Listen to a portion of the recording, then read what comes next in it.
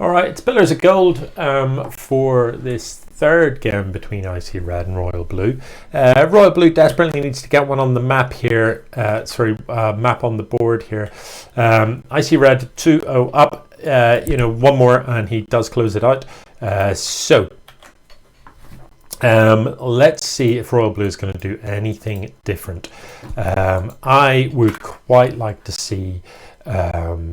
I mean, it's tricky when you're two games done.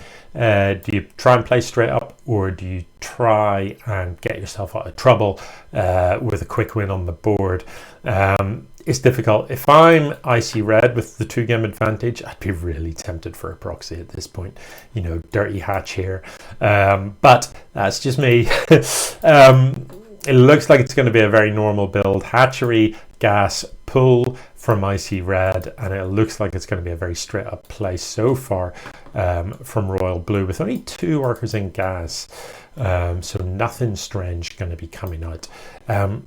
Is that a full wall? It looks like a full wall.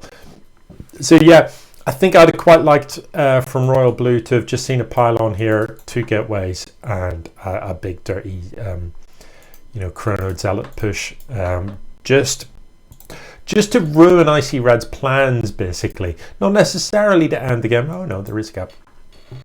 Not necessarily to close it out, but just so that whatever build your opponent has in mind, they don't get to just execute it for free.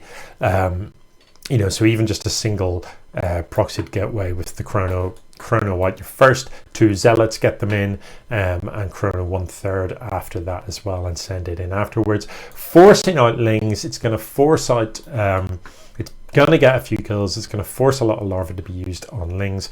Meanwhile, you're droning up probing like a boss at home with the Chrono boosts on your Nexus, just getting ahead economically. But that is not what we're looking at here. The third goes down for Icredd. Twilight Console is finished, but no, it's going to be DT play, and I think this is hidden.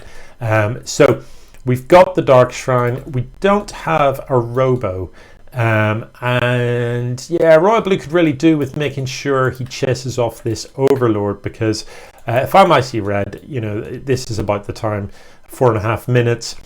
This has been finished up for a long while. This is about the time you want to sort of take a little squeeze in and have a look. It's Blink coming in. I'm just not sure about a Blink build, really, to go with DTs.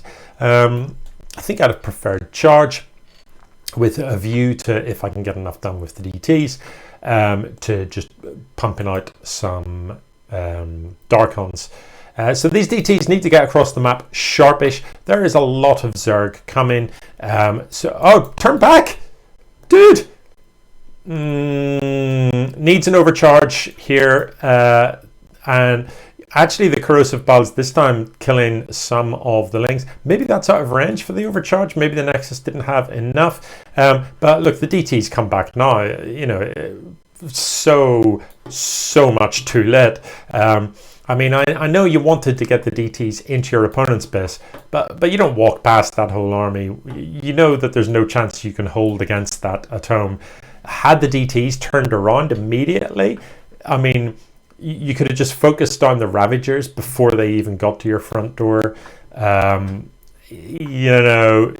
that was unfortunately a game-ending mistake.